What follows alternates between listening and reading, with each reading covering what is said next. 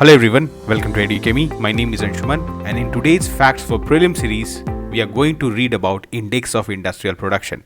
Now, if you want to access all the free resources given by EduChemy, all you need to do is scan this QR. If you like this video, you can hit the like button and you can subscribe to the channel. सबसे पहले हम लोग को जानना होगा कि what is Index of Industrial Production. Now, Index of Industrial Production (IIP) measures the quantum of changes in the industrial production in an economy and captures the general level of industrial activity in the country. आपको definition से समझ में आ रहा होगा कि basically ये जो index है ये किस चीज़ को मॉनिटर करता है, इंडस्ट्रियल प्रोडक्शन को.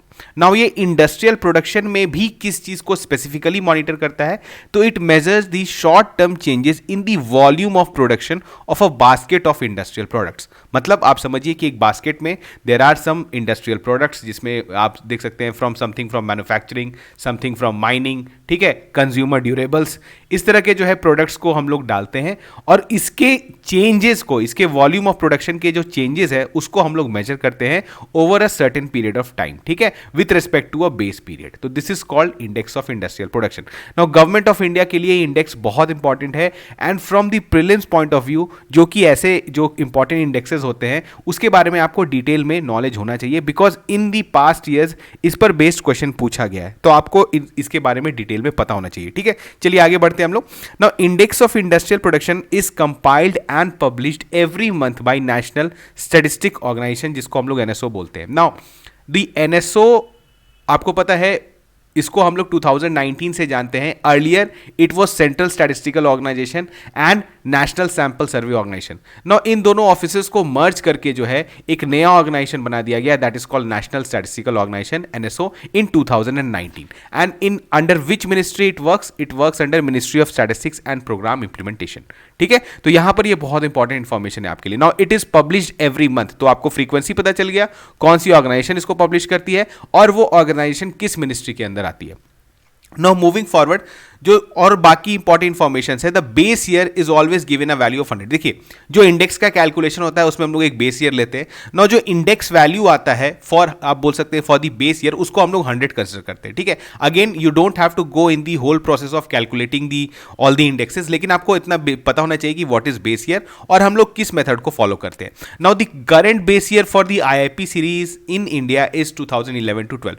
तो हम लोग बेस ईयर किसको मानते हैं, 2011 से 12. इससे पहले जो था आपको पता है, इसको रिवाइज करके हमने किया. इससे पहले 2004 से 5 के बीच का था, तो इसको हमने रिवाइज करके 11 से 12 बीच कर दिया. नाउ सो इफ दी, अगर आप मानिए कि इफ दी करंट आईआईपी अगर आज के मंथ के लिए आपके लिए आईआईपी जो है वो 116 आता है, तो बेस ईयर से कंपेयर करेंगे तो बेस ईयर के रेस्पेक्ट में ये कितना परसेंट ग्रोथ हुआ, 16% ग्रोथ.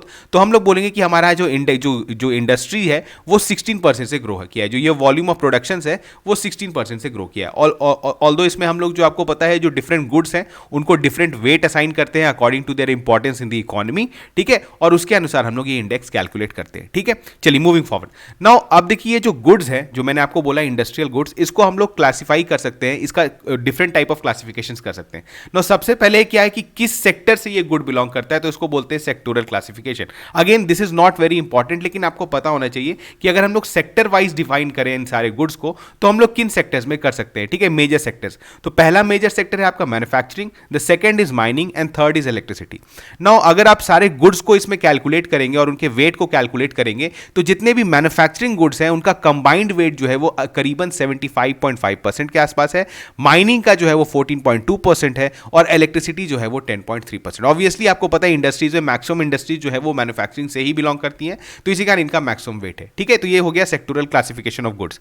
नाउ अगर हम लोग यूज बेस्ड क्लासिफिकेशन करें, ये जो गुड्स है इसमें कुछ गुड्स जो होंगे वो बेसिक होंगे, कुछ जो है वो कैपिटल होंगे, कुछ जो है वो इंटरमीडिएट होंगे और कुछ consumer durables and consumer non durables होंगे.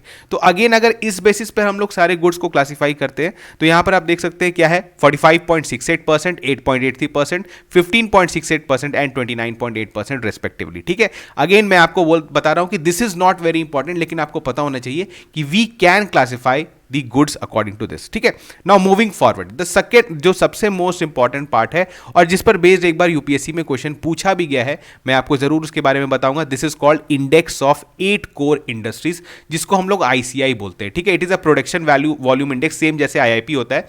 नाउ देखिए होता क्या है ना कि कुछ सेक्टर्स, कुछ इंडस्ट्रीज ऐसे होते हैं जो कि हमारे इकोनॉमी के लिए बहुत क्रूशियल है। उनका फंक्शनिंग कैसा हो रहा है, उनके वॉल्यूम ऑफ प्रोडक्शन में क्या चेंज आ रहा है, उससे बहुत सिग्निफिकेंट आप बोल सकते हैं इफेक्ट्स जो है वो आपको इकोनॉमी में देखने को मिलता है। तो इन सारे इंडस्ट्रीज को हम लोग कोर इंडस्ट्रीज ऐसा कैटेगराइज करते हैं और इसको सेपरेटली, ये आईआईपी में भी आपको ये दिखेगा, लेकिन इसको हम लोग सेपरेटली देखते हैं कि ये 8 इंडस्ट्रीज जो है, 8 कोर इंडस्ट्रीज, ये कैसे परफॉर्म कर रहे हैं। नाउ ये जो आप बोल सकते हैं इंडेक्स ऑफ 8 कोर इंडस्ट्रीज है, इसको जनरली आईआईपी रिलीज होने के थोड़े दिन पहले निकाला जाता है और इसको कंपाइल और रिलीज किसके द्वारा किया जाता है? Office of economic adviser, OEA, department for promotion of industry and internal trade, ministry of commerce and industry, government of India. Again this is a very important information. अगर आपसे पूछा जाए कि index of core 8 core industries ICI जो है वो किस organisation के द्वारा कंपाइल किया जाता है, तो it is called office of economic adviser. Now यहां पर कौन से ये 8 कोर इंडस्ट्रीज हैं? तो सबसे पहला है आपका कोल, ठीक है। अब दूसरा है आपका क्रूड ऑयल, थर्ड है नेचुरल गैस, फोर्थ है रिफाइनरी प्रोडक्ट्स, फिफ्थ है फर्टिलाइजर्स, सिक्स्थ है स्टील, सेवेंथ है सीमेंट एंड 8 इज इलेक्ट्रिसिटी। तो these are the 8 core industries जिसके हमें इंडेक्स को बहुत क्लोजली वॉच करना चाहिए और इससे हमारे इकोनॉमी का जो हेल्थ है वो आपको पता चल जाता है on a month two month basis. Now अगर हम लोग बात करें, देखिए अगेन यहां पर कुछ इंपॉर्टेंट वेटेजेस हैं, बिकॉज आपको पता होना चाहिए ये जो 8 कोर इंडस्ट्रीज हमने कंसिडर किया है, इनके गुड्स का आईआईपी में क्या वेटेज है टोटल। अगर इनकी जो हमने 8 कोर इंडस्ट्रीज को लिया तो इनका अगर हम लोग आईआईपी में जो वेट लेंगे, जो वेट आता है, that is called 40.27%। Now this is a very important data, ये आपको याद होना चाहिए कि जो 8 कोर इंडस्ट्रीज हैं उनका आईआईपी में टोटल वेट कितना है, तो दैट इज अराउंड 40.27%। नाउ इसमें आप देखें, मैं आपके लिए जस्ट एक ट्रेंड बता देता हूं कि इसमें सबसे ज्यादा जो वेटेज है that is given to refinery products industry. Obviously this is the most crucial sector for our economy. आपको पता है रिफाइनरी प्रोडक्ट्स जितने होते हैं जिसको हम लोग डेली बेसिस पे यूज करते हैं, ह्यूज वॉल्यूम में यूज करते हैं, तो इसी कारण इसको सबसे ज्यादा वेट असाइन किया गया। इसके बाद आप देखेंगे तो इलेक्ट्रिसिटी इंडस्ट्री है, स्टील इंडस्ट्री है एंड सो ऑन। सबसे जो लीस्ट जिसको वेट असाइन किया गया है दैट इज फर्टिलाइजर इंडस्ट्री, ठीक है। तो यहां पर रिफाइनरी प्रोडक्ट्स को सबसे ज्यादा और फर्टिलाइजर इंडस्ट्री को सबसे कम। तो ये कुछ इंपॉर्टेंट इंफॉर्मेशन था। अगेन मैं आपको बता रहा हूं, देखिए यहां पर जो 8 कोर इंडस्ट्रीज हैं इसको याद करने के लिए बहुत लोग निमोनिक्स बनाते हैं, आप भी कुछ बना सकते हैं if you are thinking something innovative. अगर आपको कुछ इनोवेटिव इसमें आता है कि आप ये सारे 8 कोर जो इंडस्ट्रीज हैं इनको याद करने का कुछ निमोनिक्स आपके पास है, तो आप कमेंट सेक्शन में बता सकते हैं, दूसरे को भी मदद मिलेगा, ठीक है। चलिए मूविंग फॉरवर्ड।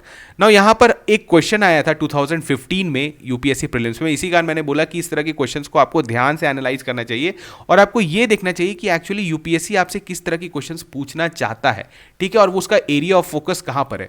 तो यहां पर यह क्वेश्चन आया था, in the index of 8 core industries which one of the following is given the highest wait. यहां पर देखिए जो 8 कोर इंडस्ट्रीज की बात हो गई और इसमें आपसे पूछा जा रहा है कि हाईएस्ट वेट किसका होता है। तो first is coal production, B is electricity generation, C is fertiliser production and D is steel production. तो जल्दी से बताइए कि इसमें highest weight among these industries, highest weight किसको असाइन हुआ है। तो इसमें जो है आप देख सकते हैं, अगेन मैं आपको बताऊंगा कि किसमें है ये, that is B electricity generation. Now अगर हम लोग देखते हैं, जल्दी से रिवाइज कर लेते हैं। आप देखिए सबसे हाईएस्ट जो था that was called refinery product industry, उसके बाद इलेक्ट्रिसिटी इंडस्ट्री था। तो यहां पर अगर आप देखेंगे तो यहां पर जो इन सारे ऑप्शंस में से सबसे ज्यादा किसका है, इलेक्ट्रिसिटी जनरेशन।